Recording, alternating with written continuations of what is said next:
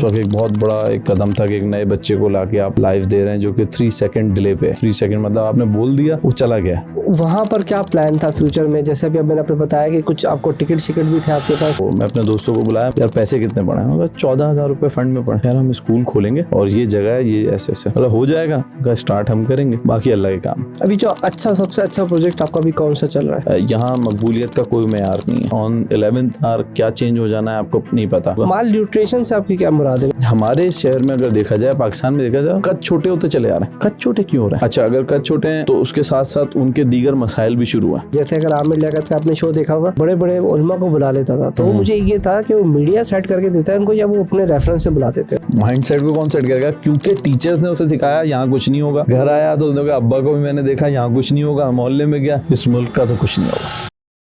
अस्सलाम वालेकुम मोहम्मद, कैसे हैं आप? वालेकुम अस्सलाम, आप कैसे हैं? ठीक ठाक। मैं बिल्कुल ठीक।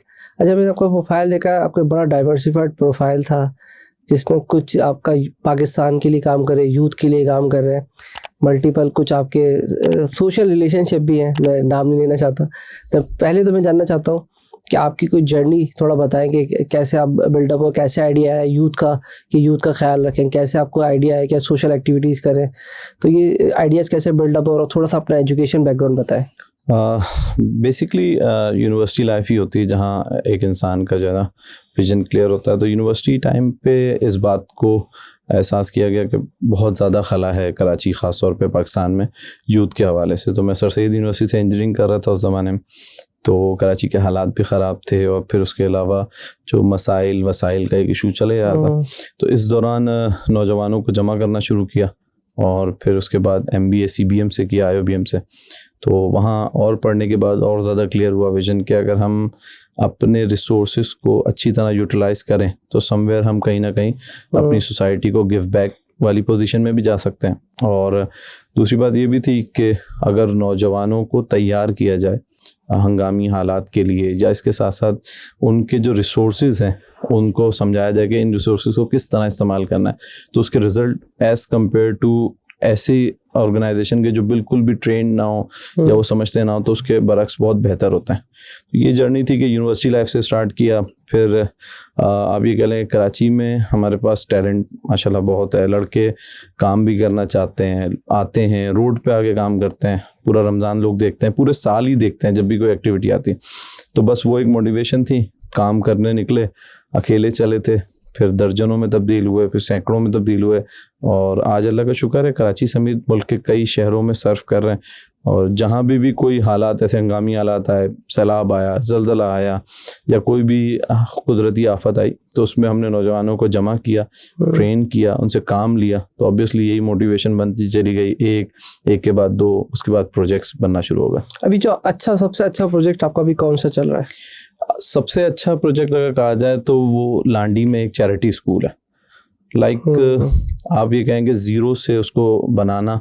एक असर की नमाज पढ़ने गए, वहाँ बहुत सारे बच्चे खेल रहे थे। निकलते मैंने इमाम साहब से पूछा, हज़रत कोई स्कूल नहीं है यहाँ पे? बच्चे जब मैं आता हूँ खेल रहे होते हैं।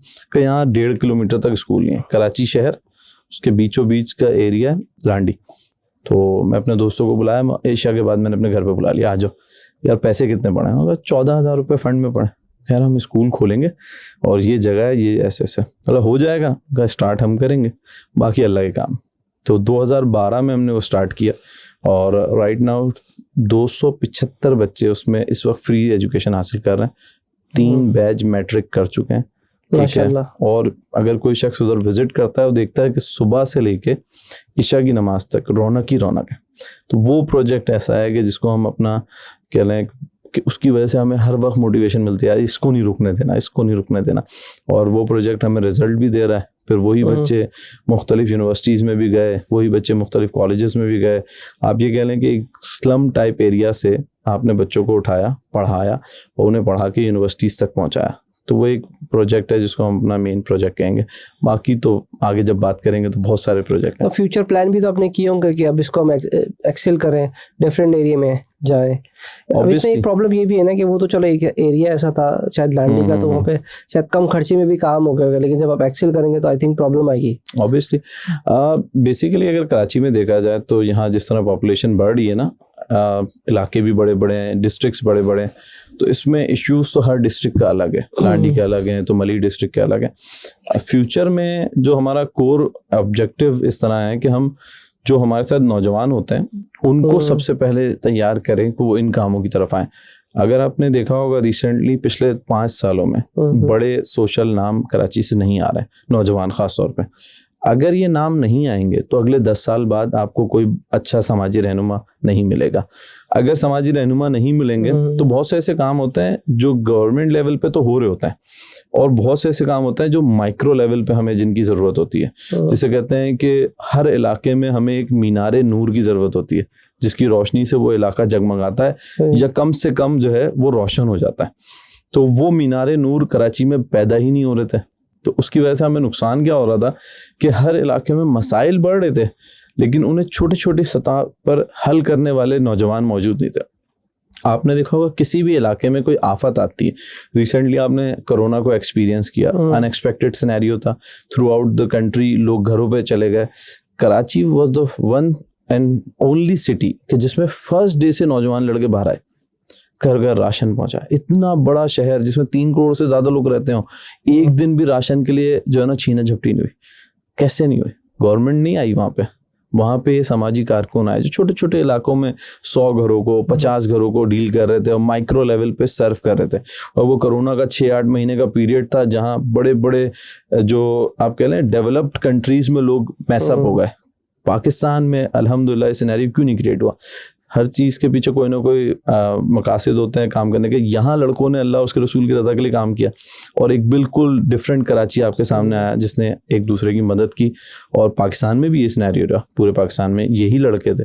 तो ये एक एम है कि हम अपने नौजवानों को जो है ना इस तरह बिल्डअप करें, उनकी सोच को या इस तरह उनकी शख्सियत को बिल्डअप करें कि जहाँ पे भी रहें वो अपने सोसाइटी, अपने आसपास वालों के लिए और अपने मुल्क के लिए कुछ ना कुछ रोशनी फैलाते रहें। तो वहाँ आपका एक जब रोशनी फैलेगी तो ऑब्वियसली दूसरों तक पहुँचेगी और चिराग से चिराग जलते चले जाएंगे। यानी बहुत अच्छा आइडिया और माशाल्लाह से बड़ा अच्छा काम भी कर रहे हैं आप। तो कभी आपके अपने एरिया में, वो तो एक out of the box area था, आप शायद अपने एरिया में शारा फैसल की साइड पर हैं, तो वहाँ पर क्या प्लान था फ्यूचर में? जैसे अभी मैंने आपने बताया कि कुछ आपको टिकट भी थे आपके पास, तो उधर क्या प्लान किया था, क्या सोचा था, लेकिन अनफॉर्चुनेटली वो नहीं हो पाया। अब बेसिकली अगर आप देखें तो कराची क्या पाकिस्तान दुनिया भर में समाजी काम जब लोग स्टार्ट करते हैं ना तो 3 बातें आती हैं। या तो इसका अल्टीमेट गोल इलेक्शन है, पॉलिटिक्स है, लोग ये कहते हैं, या कहते हैं कि अल्लाह की रज़ा के लिए कर रहा है, या इसके पीछे कोई बैरूनी एजेंडा है। हमने जिस वक्त स्टार्ट किया था, हमें था ये बात कि जब हम लोगों को सर्व करेंगे, लोगों के मसाइल सुनेंगे, तो एक टाइम आएगा हम उनके मसाइल समझना शुरू हो जाएंगे, उसके हल भी हमारे दिमाग में अल्लाह की सलाहियत होती है, कॉग्निटिव थ्योरी, कि वो आपको हल देना शुरू हो जाए। तो समवेयर ये आया कि हम दूसरी साइड से भी सर्व करना शुरू करें। बट जब उस सिस्टम में जाके देखा तो उसके डू एंड डोंट्स बहुत हैं। यहाँ आपने फंड जमा किया, सर्व कर दिया, वहाँ डू एंड डोंट्स हैं। किसी भी स्टेप के नेगेटिव भी पहलू हैं, किसी के पॉजिटिव भी हैं। तो मैं समझता हूँ कि कराची से अगर पॉलिटिक्स करना चाहता है कोई शख्स तो वो स्ट्रांगली फाइनेंशियली स्ट्रांग हो। कराची में सबसे बड़ा इशू, सबसे बड़ा फाइनेंस है। जो भी नौजवान लड़के, कितने पैसे होने चाहिए तकरीबन? पैसे तो उसके पास कारून का खजाना भी हो तो कम है। यहाँ तो मार्केटिंग के लिए 20 करोड़ रुपए चाहिए होते हैं। इतना बड़ा शहर है, एक जो आपकी नहीं तो अपने एरिया में करेगा ना। कॉन्स्टिट्यूएंसी में भी 5 करोड़ रुपए लगना कोई बड़ी बात नहीं है। 5 करोड़ रुपए से कम पे वो इलेक्शन का सोचे ही ना। और अगर वो समझता है कि लोगों में बहुत ज़्यादा मकबूल है, यहाँ मकबूलियत का कोई मेयार नहीं है। ऑन 11th आवर क्या चेंज हो जाना है आपको नहीं पता। तो बेहतर है वो अपनी जो सलाहियतें हैं वो मुस्बत कामों में जो सर्व करें। और अल्लाह ताला का एक निज़ाम है, आज नहीं तो कल वो आपको अपने असल मकाम की तरफ ले जाएगा। क्योंकि जो सलाहियत उसने आप में दी है या जो सलाहियत उसने आप में पैदा की है वो उसका काम लेना जानता है। आज नहीं, होपफुली कल। क्योंकि जितने भी आप देखते हैं कराची से लोग उठे हैं, उन्होंने मुल्क को सर्व किया है।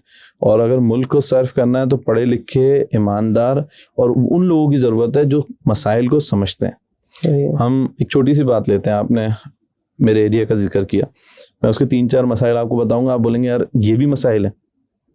किसी भी मेट्रोपॉलिटन सिटी में हम होते हैं तो वहाँ यूनियन काउंसिल लेवल पे जो है एजुकेशन का एक निज़ाम होता है पूरा, इसी तरह हेल्थ का निज़ाम होता है पूरा, इसी तरह वहाँ पे रोड्स का निज़ाम होता है, ड्रेनेज सिस्टम होता है, और वहाँ पे पानी का निज़ाम होता है। 5 निज़ाम है। रिसेंटली आप देख रहे होंगे यूएस के अंदर कितने सारे रिफॉर्म्स आ रहे हैं कि लोकल जाओ, लोकल चीज़ों को करो, फेडरल नहीं करेगी, ठीक है लोकल करो। शाह फैसल में कई सारी डिस्पेंसरीज हैं, कार्डियो बना हुआ है, छोटे छोटे हॉस्पिटल्स बने हुए हैं। तमाम जो इदारे हैं वो इस वक्त नाकारा है, नाकारा इदारे। वो तो पूरे पाकिस्तान में शाह फैसल छोड़े आप हम अपने एरिया से बात करें फिर तो आगे तो हम आगे बहुत बड़ा एरिया पर कराची में तो अगर हम जाएंगे तो फिर इतने बड़े सिटी के अंदर 2 बड़े अस्पताल हैं, 3 बड़े अस्पताल हैं, मतलब 6 करोड़ कुछ कहते हैं 5 करोड़, 4 करोड़ 4.5 करोड़ की आबादी में 2-3 बड़े अस्पताल।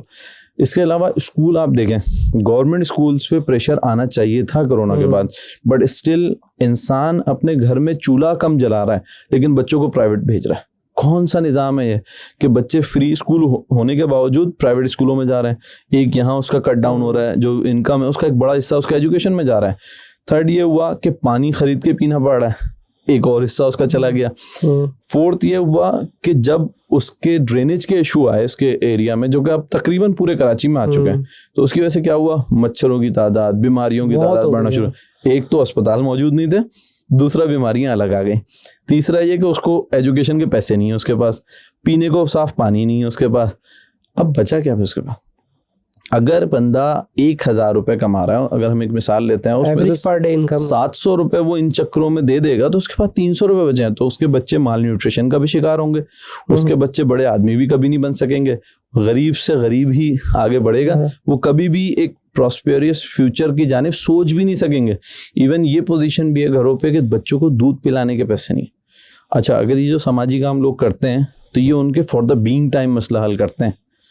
प्रॉपर अगर मसले हल होना है तो बेसिक नेसेसिटीज से हल होना है। जब वो ये पैसे बचेंगे तो वो ऑब्वियसली फिर उन्हें दूध भी पिलाएगा, वो उनके लिए नए कपड़े भी लाएगा, फिर उन्हें वो नए ख्वाब भी दिखाएगा। हम क्योंकि हमारे माँ बाप ने मेहनत की, बाकी दोस्तों ने मेहनत की, सब ने पढ़ा, पढ़ने के बाद एक लेवल पे चले गए, बट मुझे नज़र नहीं आ रहा कि अब जो 10 साल की नई नस्ल आ रही है वो यूनिवर्सिटीज़ तक भी पहुँच सके। आप कराची यूनिवर्सिटी की फीसिस का आजकल बड़ा जोर है, 1.5 लाख 2 लाख। एक वालिद जब 45,000 रुपये कमा रहा है, 35,000 40,000 तो उसके फ्यूल और ये नेसेसिटीज में खर्च होता है। मैं मजे की बात बताऊँ, मैं भी, मेरी बच्ची जो है वो मदर फीड से हट के नॉर्मल फीड पे आ गई, तो उसका सिर्फ महीने का दूध मैंने बोला यार खरीद लेता हूँ मैं, तो वो 17,000 रुपये का था। ठीक है, फिर मैंने कहा चले पैम्पर भी लेता, बेसिक नहीं लेना, ये तो रहता नहीं पैम्पर ऐसे। तो वो जब पैम्पर लेने गया तो एक था 4,000 रुपये का, वो 3 चाहिए होते हैं महीने में, तो 12,000 रुपये के पैम्पर हो गए। मैंने कहा चलो वहाँ हमने थोड़ा बहुत कॉम्प्रोमाइज़ कर सकते थे, चलो भाई लोकल ले लिया। तो सिर्फ एक बच्चे का खर्चा या बच्ची का खर्चा, बिल्कुल 25,000 तो चाहिए, मतलब वो बेसिक नीड है भाई। दूध के अलावा तो वो उसके हलक से कुछ नहीं उतरेगा ना कि भाई हम केला खिला ले। वो उसके 2 मतलब 1 महीने की बेटी है, कैसे उसको, मैंने बोला यार 25,000 रुपये का अगर मेडिकल के लिए जाना तो अभी वो वायरल तो अभी हमने शुरू ही नहीं करे, वायरल बुखार वो ये तो बात ही नहीं है, ये बेसिक नीड है। तो मैंने कहा यार ये दुख कैसे, अगर किसी का बच्चा आ गया तो कैसे उसको 15,000 रुपये का दूध उसको। आप ये देखें ना कि आपके शहर के अंदर 35,000 से 50-55,000 वाले जॉब वाले ज्यादा एवरेज है, ज्यादा है ना। अब अगर उसके यहाँ 2 बच्चे हैं वो तो गया 100% उसका बच्चा का बिल, फिर जो जाके ले 8,000 10,000 उसका बिल आएगा 2 बच्चों के साथ, 100% उसका बच्चा माल न्यूट्रिशन का शिकार हो जाएगा। जब वो माल न्यूट्रिशन का शिकार होगा उसका माइंड भी बड़ा नहीं होगा। माल न्यूट्रिशन से आपकी क्या मुराद है? मैं थोड़ा सा, माल न्यूट्रिशन ये होता है कि जो बच्चा ग्रोथ फेस में होता है तो उसको एक सर्टेन अमाउंट ऑफ कैलोरीज या सर्टेन अमाउंट ऑफ फूड चाहिए होता है ताकि उसके जो ऑर्गन्स हैं या उसका दिमाग है वो चीज़ें with the passage of time उसकी एज के साथ बड़े हों। बट अगर उसको दूध ना मिले, कैल्शियम ना मिले, वो डेफिशिएंसी का शिकार होता चला जाए। आपने देखा होगा कि अफ्रीकन कंट्रीज में बच्चे होते तो सही हैं मोटे, जैसे ही वो बड़े होना शुरू होते हैं सूखना शुरू हो जाते हैं। क्यों? क्योंकि उन्हें वो अमाउंट मिला ही नहीं जिससे उनकी ग्रोथ होती। अल्टीमेटली हमारे शहर में अगर देखा जाए, पाकिस्तान में देखा जाए, कद छोटे होते चले जा रहे हैं। कद छोटे क्यों हो रहे हैं? मतलब हमसे पहले वाले बहुत बड़े बड़े कद के, वही नस्ल तो वही चलती हुई आ रही है, बट अब लोगों के कद छोटे हैं। अच्छा, अगर कद छोटे हैं तो उसके साथ साथ उनके दीगर मसाइल भी शुरू हुए। बहुत सारे बच्चे ऐसे पैदा हो रहे हैं, आपने करीब करीब में देखा होगा, जिन 2 साल पीछे हैं, 3 साल पीछे हैं, एज बड़ी है लेकिन डॉक्टर से कहते हैं कि जहनी तौर पर ये पीछे हैं। क्योंकि थ्रू आउट उनकी प्रेगनेंसी में वो एक इशू ये रहा कि उनके पास पैसे ही नहीं थे कि वो कुछ खा सकें और दीगर मामला कर सकें। तो अल्टीमेट रिजल्ट ये आया कि वो बच्चे पैदाइशी तौर पे कमज़ोर होना शुरू हो गए। इतने बड़े शहर में या इतने बड़े मुल्क में अगर बच्चों की तादाद इस तरह बढ़ना शुरू हुई तो फिर हम कहाँ खड़े होंगे आगे जाके। ये भी एक बहुत बड़ा इशू है। अहमद, आपका मीडिया से भी काफ़ी ताल्लुक़ रहा है और अभी बता रहे थे कि काफ़ी 6-7 साल आपने लाइव प्रोग्राम किया। बहुत मुझे लगता है लाइव शायद मुश्किल है, क्योंकि अभी हम तो नमाज के लिए उठ गए तो एडिट हो जाएगा, ठीक है ना, तो चीज़ों के लिए उठ जाते हैं, फिर कोई गलती हो गई तो चल भाई एडिट कर लेना। तो लाइफ में फिर आपके साथ किस तरह के चैलेंजेस रहे? कोई वाक़या याद है आपको कोई अपना? हाँ, बहुत सारे वाक़यात होते हैं, उसमें एक वाक़या सुनाते हैं। लाइफ एक्चुअली ज़्यादातर तो MCR पे होता है डिपेंडेंट ना, होस्ट जो है, क्योंकि वो प्रोड्यूसर उसको जो है ना टाइमली जो है वो कान में बताता था ये करें, ब्रेक पे जाएं, ये करें। तो फर्स्ट एक्सपीरियंस था जियो तेज से, और ये एक वॉलंटरली था, मतलब कोई प्रोफेशन नहीं था, बट रमज़ान ट्रांसमिशन में एज अ यंगेस्ट होस्ट आना, और डॉक्टर आमिर लियाकत हुसैन ने उस वक्त चूज़ किया और टीवी पे आए, और वो भी कंट्रोवर्शियल इश्यूज उस वक्त आते रहते थे। तो उस वक्त एक बहुत बड़ा एक कदम था कि एक नए बच्चे को लाके आप लाइव दे रहे हैं, जो कि 3 सेकंड डिले पे। 3 सेकंड मतलब आपने बोल दिया, वो चला गया, अब आपने कुछ कर नहीं सकते। तो एक ज़माने में हीट वेव आई कराची में, तो जिस तरह हम स्टूडियो में बैठे हैं, मैं लाइव कर रहा, तो मेरे बिल्कुल फेस के सामने जो ना फेसिंग पे एक AC लगा हुआ, बहुत ठंडा हो गया कमरा। अब मैं अपने गेस्ट से सवाल पूछ के हिल रहा हूँ। गेस्ट पूरा जवाब देने के बाद सोच रहे हैं कि ये अब बोलेंगे, हम ब्रेक की जानिब चलते हैं, ब्रेक की जानिब। वो मैं ब्रेक पे जाने बैठे बैठे मैं सो चुका था कि वो बार बार प्रोड्यूसर की आवाज़ है, ब्रेक ले लो, ब्रेक ले लो, ब्रेक ले लो। बस बिल्कुल आंखें खुली आंखों में सो रहा हूँ। आखिर में यही हुआ कि गेस्ट ने खुद ही जो है ब्रेक ले लिया, अब हम चलते हैं ब्रेक की जाने। ब्रेक के बाद वापसी आया तो अंदाज़ा हुआ कि लाइव में अटेंटिव रहना, ऑब्वियसली आप ऐसा नहीं समझते कि किसी भी चैनल पे ऑडियंस होती है और वो लाखों की तादाद में होती है, और आप बैठे में, फिर वो था आपका लर्निंग फेज था।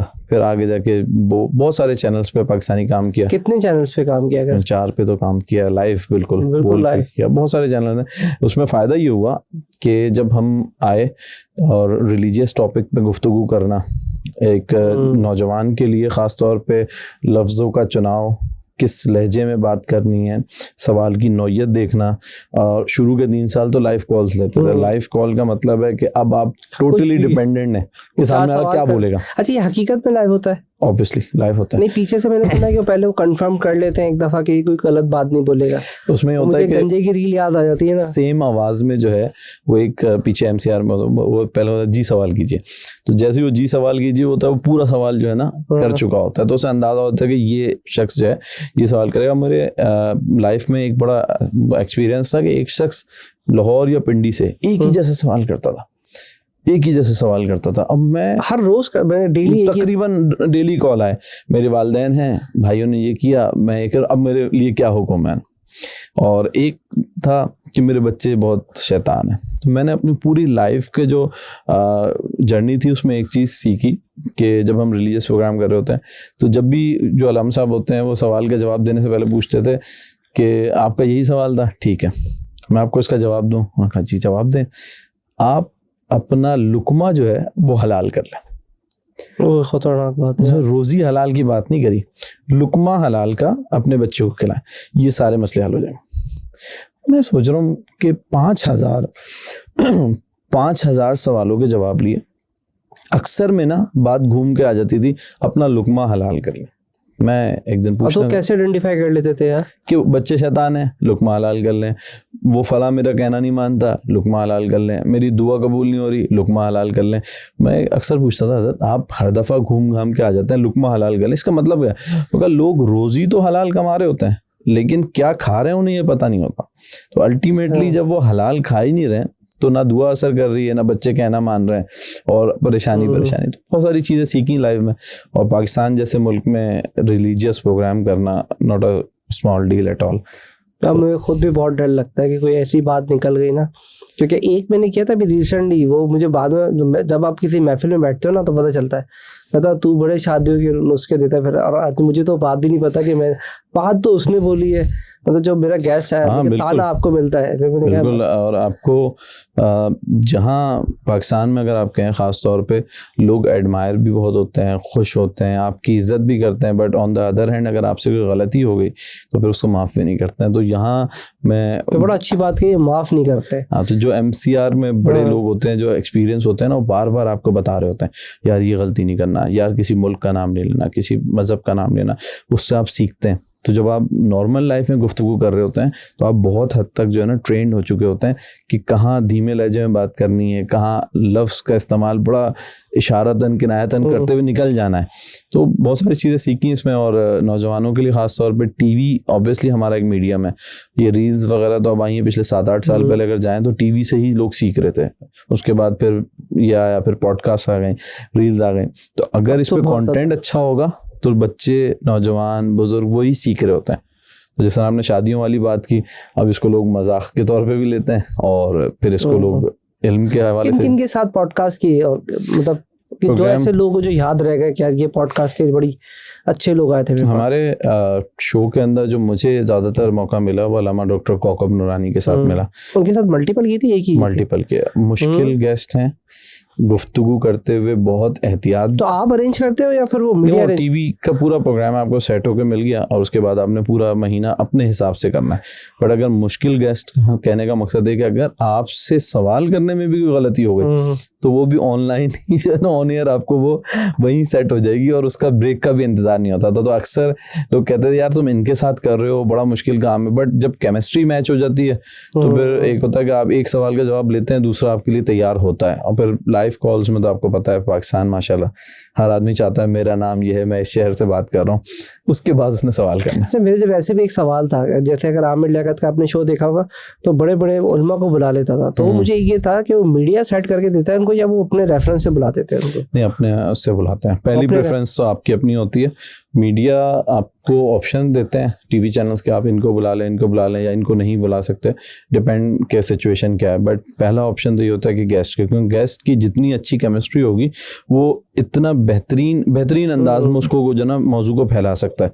और अगर गेस्ट मौजू को ही नहीं फैला पा रहा एहतियात के तौर पे या उससे उसकी केमिस्ट्री नहीं मिल पा रही, तो प्रोग्राम ऐसा लगता है कि बस एक मस्जिद में दोनों बैठे हैं, वो हजरत से सवाल करा जवाब, किसी मौजू को फैला नहीं पा रहे होते। तो गेस्ट का होस्ट के साथ केमिस्ट्री मैच करना बहुत ज़रूरी है, वरना नहीं कर सकते आप प्रोग्राम। क्योंकि मुझे भी यही था कि शायद उसके प्रोग्राम की जो वाइबिलिटी थी, जितना ज़्यादा वायरल था, उनका गेस्ट भी बड़े इंपॉर्टेंट होते थे। उनके गेस्ट अभी भी जो मैं प्रोग्राम तो बहुत ही कम, टीवी शायद है ही नहीं मेरे पास, आप तो देख ही नहीं रहे। वो मैं देखता हूँ, किसी की प्रोफाइल विजिट करता हूँ तो मैं जाके देखता हूँ अच्छा ये चल रहा है।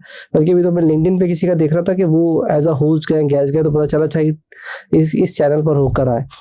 तो अब अगर हम उसको अगर देखें ना तो उनके गेस्ट बहुत, मैंने देखा यार, जैसे अभी हम बुलाते हैं किसी को करते हैं तो गेस्ट तो बहुत ही क्लास के थे।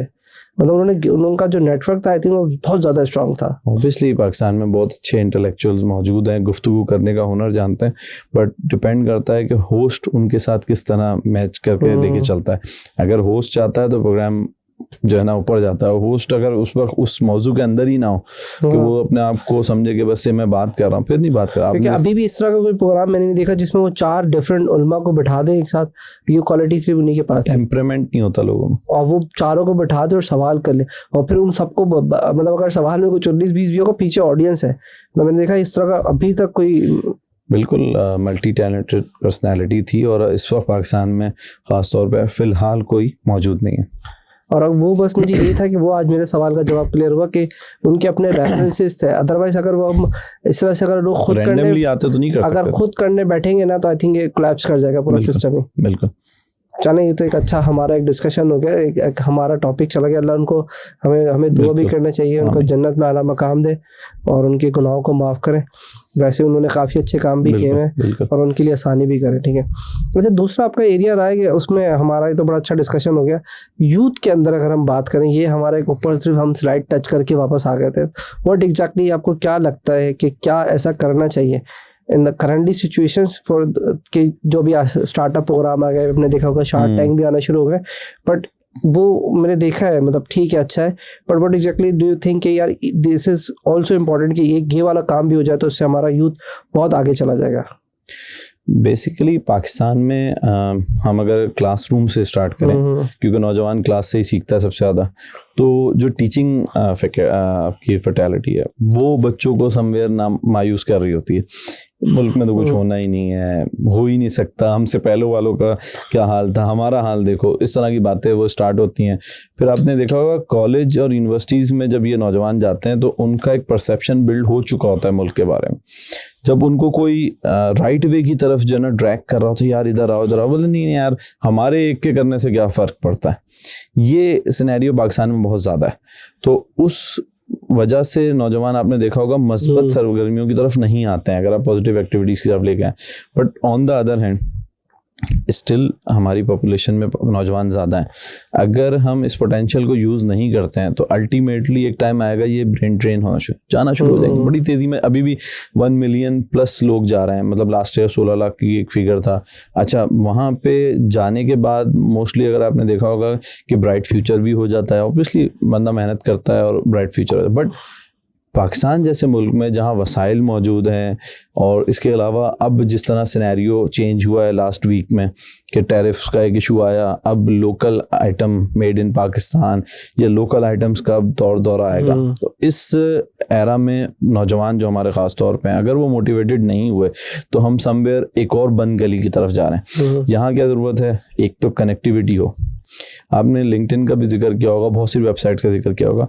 हम शायद इसी शहर में रह के एक दूसरे को ना जान सकें, बट सोशल मीडिया या ऐसे प्रोफेशनल प्लेटफॉर्म्स हम एक दूसरे को जानना शुरू हो जाते हैं और अल्टीमेटली जब हम कहीं मिलते हैं तो वो नाम से आपको शख्स पहचानता है जबकि उसका कभी आपसे डायरेक्ट कनेक्शन नहीं रहा। नौजवान इससे दूर हो रहा है। सबसे बड़ी बात, उनके ना तो प्रोफेशनल कॉन्टैक्ट्स बढ़ रहे हैं ना ही वो सोशली कॉन्टैक्ट्स बढ़ रहे हैं। वो सोशल मीडिया पर रील को स्क्रॉल कर रहे हैं बट वो कॉन्टैक्ट्स नहीं बना रहे। हमारे दौर में क्या था, हम यूनिवर्सिटी में, मैं सर सैयद में पढ़ता हूँ, आप एनआईटी में पढ़ते हैं, समवेयर कहीं ना कहीं हमारे कॉन्टैक्ट्स बन जाते थे, हम मिलना भी शुरू हो जाते थे और इसी तरह दोस्तियाँ बढ़ना शुरू हुई, कॉन्टैक्ट्स बढ़े। सबसे ज़्यादा एक तो उन्हें कॉन्टैक्ट बिल्ड करना है प्रोफेशनल्स के साथ भी अपने, और जो लोग एक्टिव हैं उनके साथ, क्योंकि जब वो उनके साथ रहते हैं तो सीखते भी हैं। हमारे टाइम पे हमने देखा, जब हमने अपना काम शुरू किया ना, तो लोग पाकिस्तान काउंसिल ऑफ यूथ जब हमने बनाई तो लोग अपने बच्चों को हमारे साथ लेके आते थे, यार इनको अपने साथ रखा करो। तो असर क्या हुआ कि जब वो बच्चा 6 महीने 8 महीने हमारे साथ काम करने लगा तो ऐसा लगता था वो हमारी बिल्कुल अक्कासी है, तस्वीर लगता था वो, तो वो बात भी उसी तरह कर रहा है। वो किसी भी मौजू के ऊपर सोचता है ना तो ब्रॉडर एस्पेक्ट में सोचता है, यार अपने लिए तो जीते हैं सब इस जहाँ में, है ज़िंदगी का मकसद औरों के काम आना। अब वो अपने लिए नहीं जी रहा, वो औरों के काम आ रहा है। अगर उसने कोई स्किल सीख ली अब वो उस तक महदूद नहीं है, अब वो चाहता है दूसरे भी सीखें। लाइक अगर हम सॉफ्टवेयर की इस वक्त बात करें, आप देखते हैं कि डिजिटल मीडिया के साथ साथ जो हमारा ये मामला शुरू हुआ कि लोग डॉलर्स में कमाने लगे, पाउंड्स में कमाने लगे और यकदम बहुत से आपके दोस्त या रिश्तेदारों में यकदम अमीर हो गए। बट आपने किसी को देखा नहीं होगा कि वो अपनी स्किल किसी रिश्तेदार को, दोस्त को ट्रांसफर करे। क्यों नहीं कर रहा? करेगा अगर उसको नीड होगी कि मुझे बंदे चाहिए तो बहुत अच्छी बात, क्यों नहीं कर रहे? तो ये तो एक ऐसा प्लेटफॉर्म है कि जितने लोग बैठे जब बैठे उन्हें पैसे कमा सकते हैं, बट स्किल ट्रांसफर नहीं हुई। दूसरी बात ये कि बच्चों ने शॉर्टकट की तरफ जाना शुरू किया। अभी आपने एक रिसेंट 2 वीक्स पहले देखा है क्या हुआ है कि लोगों ने पैसे वहाँ पे सबमिट करे, सब जो है ना डूब गए। NFT ट्रेजर्स वगैरह में इस टाइप के नौजवान इस तरफ चले गए। मेरा अपना लास्ट 6 महीने का एक्सपीरियंस रहा कि हमने दोस्तों को जमा किया, मैंने कहा भाई लोग दूसरी ऑर्गेनाइजेशंस के थ्रू सीख रहे हैं डिजिटल काम, उसके बाद वो कमाना भी शुरू कर दिया है, 5 लाख 6 लाख 10 लाख अक्सर आप देखते थे। हम नौजवानों को किस तरह बताएं कि ये मुमकिन है? अभी तो लोग इसको, अक्सर एक आबादी ऐसी भी मौजूद है पाकिस्तान में जिसको झूठ समझती है, अभी भी है काफ़ी एरिया कि भाई ये कैसे मुमकिन हो सकता है। सबसे पहले स्क्रीनिंग टाइम उसका हो कि वो 8-9 घंटे लैपटॉप के सामने बैठने के तो आदी हो। दूसरी बात, स्क्रीन टाइम तो अभी मैंने एक रिपोर्ट के मुताबिक देखा सबका 7 घंटे 9 घंटे आ रहा है, वो मोबाइल वाला, मोबाइल पे स्क्रीन टाइम तो सबका। इसके अलावा वो सीखने का, वो सीखने का अमल नहीं है, स्क्रीन टाइम वेस्टेज में। दूसरा, जो आपके पास जो स्किल्ड लोग हैं पाकिस्तान में, वो खुद से भी मीनारे नूर नहीं बन रहे। हमने स्टार्ट में एक जिक्र किया था मीनारे नूर। अगर किसी रिश्तेदार ने ये स्किल डेवलप कर ली है और वो इवेंचुअली अब एक अच्छी पोजीशन पे आ गया, वो अपने 4 रिश्तेदारों को भी सिखाने का रवादार नहीं है। आप पाकिस्तान से हट के अगर बांग्लादेश, इंडिया की तरफ देखते हैं आप, माशाल्लाह मैंने आपकी पिक्चर्स देखी, दुनिया आपने ट्रेवल की है, लोग सिखाते हैं दूसरे को। क्यों? यार ये सीखेगा ना, अगर मैं मर भी गया तो ये जिंदा रहेगा, मेरा इल्म की जो मेरी रोशनी है वो जिंदा रहेगी। यहाँ आप दुबई चले जाएं, सऊदीया चले जाएं, कहीं पे चलाएं, लोग अपने कंट्री वालों के लिए इतनी ज़्यादा हमदर्दी रखते हैं। हम तो यहीं पैदा हुए हैं सारे एक साथ। कराची के अंदर इस वक्त कमोबेश 20 लाख से ज़्यादा नौजवान ऐसे हैं जो इस वक्त रेडी हैं कि उन्हें कोई नई स्किल सिखाई जाए। मैं एक छोटी सी बात करूँ, मैं बिल्कुल 1 मिनट के लिए साइड पे आ रहा। आपने एक्सपीरियंस किया होगा कि इस वक्त अच्छे मिस्त्री जिसे कहते हैं, मेसन्स मौजूद नहीं है, कारपेंटर मौजूद नहीं है, अच्छा मैकेनिक्स मौजूद नहीं है, डेंटर मौजूद नहीं है। यार आपके पास है, रह कौन गया? चलो एक तबका पढ़ नहीं रहा, दूसरा तबका रोड पे घूम रहा है, कोई तो स्किल सीख रहा होगा। जो स्किल्ड लेबर थी पाकिस्तान की, वो या तो मिडिल ईस्ट चली गई सारी या कहीं और चली गई। अब ना आपके पास कारपेंटर, ना इलेक्ट्रीशियन, ना इलेक्ट्रॉनिक्स का काम करने वाले, ना फ्रिज बनाने वाले, ना एसी बनाने वाले, आपके पास रह क्या गया है? आप नौजवानों को ना स्किल सिखा रहे हैं ये वाली जो उनके हाथ से सीखेंगे, हुनर। दूसरा, डिजिटल सीखने के लिए तैयार नहीं है। मैं भी एक अपने बच्चे से पूछ रहा था कि मैंने उसका एडमिशन कराया। हमारा एक प्रोग्राम है कि हम इंस्टीट्यूट्स में एडमिशन कराते हैं, उनकी फीसेस वगैरह देते हैं और 6 महीने से 8 महीने के दौरान वो बच्चा अपनी अर्निंग करने लगता है और 1 साल में वो अपने घर का पूरा बोझ उठा लेता है। ये हमारा अपना एक्सपीरियंस है और अल्हम्दुलिल्लाह बहुत सारी सक्सेस स्टोरी है। आप मैं ये समझो कि आपने कोई इंस्टीट्यूट नहीं घेरा, आप फीस उसकी पे कर देते हैं और इंस्टीट्यूट में लगा देते हैं। इस वक्त कराची में इतने सारे इंस्टीट्यूट खोले हैं, हम भी एक खोल के बैठे हैं। यूनिक आइडिया है कि यार इंस्टीट्यूट खोलने की जरूरत नहीं है, इतने सारे खुले हैं तो उसमें इनको और वहाँ आप जो है ना उसकी चेक एंड बैलेंस भी अच्छा रख सकते हो। यार क्या पोजीशन है, जो डोनर होता है उसको वैल्यू अगेंस्ट मनी भी शो कर सकते हो कि भाई आपने इस पे 1 लाख रुपए खर्च किए, लास्ट ईयर इसके घर का खर्चा नहीं उठा पा रहा था, अब ये 12 महीने बाद अपने घर का खर्चा भी उठा रहा है। Now he is in a growing face. बहुत बड़ा डिफरेंस आ गया है और इस तरह की स्टोरीज जो है सक्सेस स्टोरीज बनती हैं। हम अगर जिक्र करें कि कराची के अंदर आपने एंटरप्रेन्योरशिप का शुरू में जिक्र किया, लोग छोटे छोटे कारोबार क्यों नहीं खोल रहे हैं? इंडिया के अंदर माचिस से लेके और लोग पानी की बोतल से लेके हर चीज ब्रांड बना के बेच रहे हैं। वहाँ 137 हैं, यहाँ 37 हैं। उस 37 करोड़ का 4 से 5 करोड़ आबादी आपके पास है। इवन अगर आप सिर्फ डिस्ट्रिक्ट कोरंगी का ले लें या डिस्ट्रिक्ट मलीर में ही अपना स्टफ बेचना शुरू करें ऑनलाइन, तो आप काफ़ी हैं कि आपके ऑर्डर आप वहीं पूरा कर दें और वो आपके घर चलाने के लिए काफ़ी होगा। 35,000 25,000 की जॉब मुझे कबूल है, मैं काम स्टार्ट नहीं करूँगा। माइंड सेट का प्रॉब्लम है ना, वो कौन सेट करेगा? माइंड सेट को कौन सेट करेगा? क्योंकि टीचर्स ने उसे सिखाया यहाँ कुछ नहीं होगा। घर आया तो उसने कहा अब्बा को भी मैंने देखा यहाँ कुछ नहीं होगा, मोहल्ले में गया इस मुल्क का तो कुछ नहीं होगा। अच्छा, अब हमारे पास दूसरा ऑप्शन भी नहीं है ना। हम ये सारे ऐसे तो है नहीं कि यहाँ से कश्तियों में भरें या जहाज में भरें और मुल्क ही छोड़ के चले आए। हमारे आबाओ अजदाद ने इसके लिए कुर्बानियाँ दी हैं। अगर हम चले भी जाते हैं तो पीछे तो पूरा खानदान होगा आपका। आप चले गए यूएस चले गए, ये बच्चा कनाडा चला गया, अब पीछे खानदान वालों का क्या होगा? तो फिर अपने लिए सारे जिएंगे, जिंदगी का मकसद उनका औरों के काम आना नहीं होगा। तो हमें सबसे पहले नौजवानों को बताना, तुमने सीख लिया दूसरों को सिखाओ। ये जो सदका जारिया होगा ये तुम्हारी दुनिया को भी संवारेगा और आखिरत। इवन अभी हमने एक सॉफ्टवेयर हाउस की मिसाल देखी कि वो बच्चों को सिखाते रहे, क्या हुआ? उनको कभी भी रिसोर्स की कमी नहीं हुई। वो हर साल 10 बच्चों को सिखाते हैं। अगर उनका मेन लीड जॉब छोड़ के भी चला जाता है तो उनके पास नीचे 2 रेडी होते हैं नए लोग, और वो अल्टीमेटली उनका एक प्रोसेस चल रहा है। वो अल्लाह से भी तिजारत कर रहे हैं, मुल्क के साथ भी भलाई कर रहे हैं और कई घरों के चूल्हों को वो जला भी रहे हैं और उनको भी ये सिखा रहे हैं कि हमने तुम्हें सिखा दिया है, अब तुम्हारी जिम्मेदारी है कि दूसरों को सिखाओ। अल्टीमेट आप देखें प्रोसेस। और दूसरी बात, अभी आपने रिसेंट देखा होगा कि जो बच्चे बहुत ज़्यादा कमाने लगे वो दूसरी एक्टिविटीज़ की तरफ चले गए। रिसेंट केस है ना अभी जो चल रहा है केस, क्यों चले गए? आपने उन्हें कोई एक्टिविटी नहीं दी। आप उनकी तरबियत करते, यार तुम्हारे पास पैसे ज़्यादा हैं, तुम्हारी ज़कात भी ज़्यादा होगी, तुम्हारे पास माल भी ज़्यादा है, तुम खैरात भी कर सकते हो, आसपास सोलर लगवाओ, आसपास पानी के कुएं लगवाओ। इस वक्त पाकिस्तान काउंसिल ऑफ यूथ 200 से ज़्यादा कराची के अंदर ही हम वो हैंड बोर या वाटर बोर कर चुके हैं। कराची के अंदर ही? असल कराची में बड़ा अच्छा सवाल किया आपने, कराची के अंदर क्यों? यही तो मेरा सवाल था कि आपने कराची में क्या? रिसेंट हमने एक स्टडी करी कि जब हम अगर कराची से बाहर जाके काम करते हैं तो उसमें होता है कि हमारे रिसोर्सेज हैं लिमिटेड, सही है, और वहाँ के मसाइल हैं अनलिमिटेड। ठीक है। अब मैंने सबको दोस्तों को जमा किया कि यार हमारे रिसोर्सेज लिमिटेड होते हैं, अगर हम इस तरह स्कैटर्ड वे में फैलाएंगे तो उसका कोई इम्पैक्ट नहीं होगा।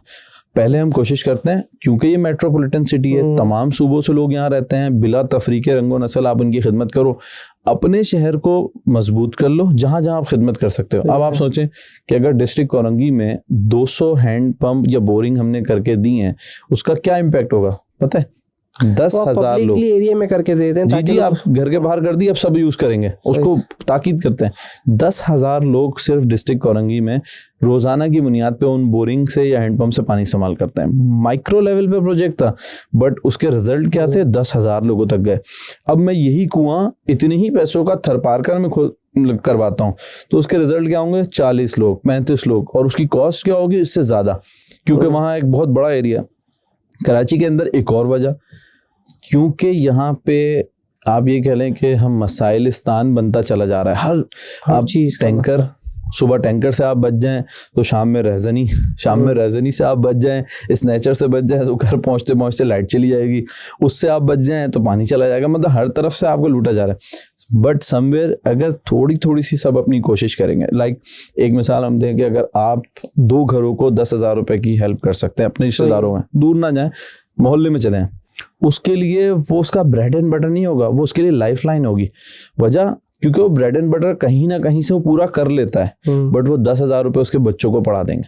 अगर किसी ने अपनी नस्लों को संवारना है और 2 नस्लों तक उसको मुंतकिल करना है खुशहाली को, तो तालीम देनी है।